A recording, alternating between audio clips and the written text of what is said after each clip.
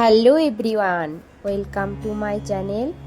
তো আজ হলো শুভ নববর্ষ, পয়লা বৈশাখ।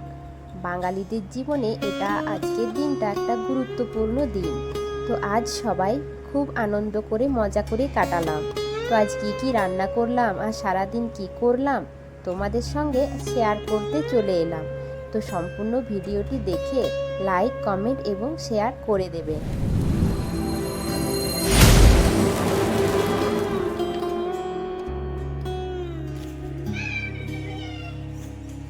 বল বল কি বলছিলি? খেয়ে না তাড়াতাড়ি খেয়ে না।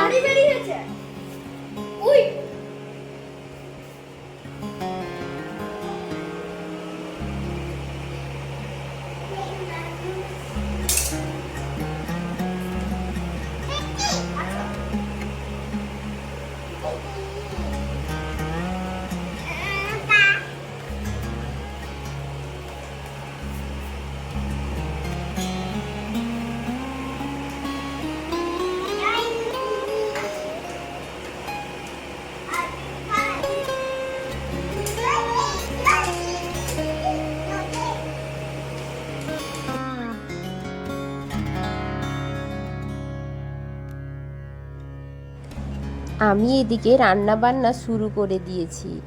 তো শাকটা কাটা হয়েছিল, আর শাকটা আমি বালতির জলে একটু ভিজিয়ে রাখবো, কারণ শাকে অনেক ধুলোবালি থাকে। তাই শাকটা একটু বালতির জলে আমি ভিজিয়ে রাখবো কিছুক্ষণের জন্য, তারপরে আমি রান্না করব।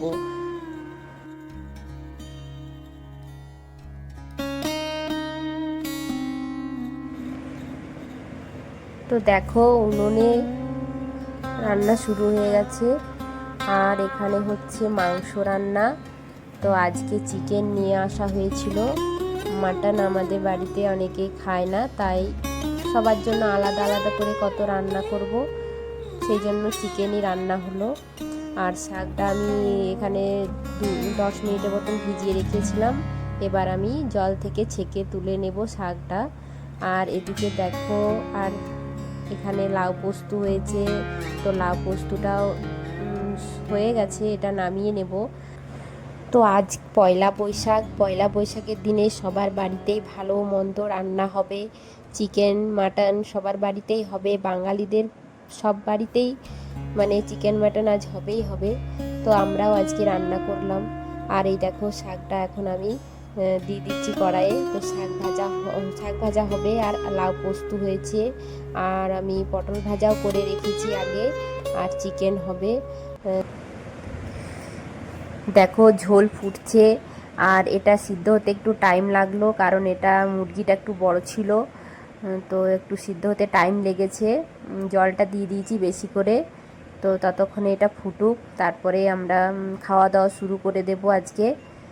তো আজকে আর সেরকম বিশেষ কিছু করা হয়নি, এগুলোই হয়েছিল। তো রান্না কমপ্লিট, এখন খেতে বসে গেছি।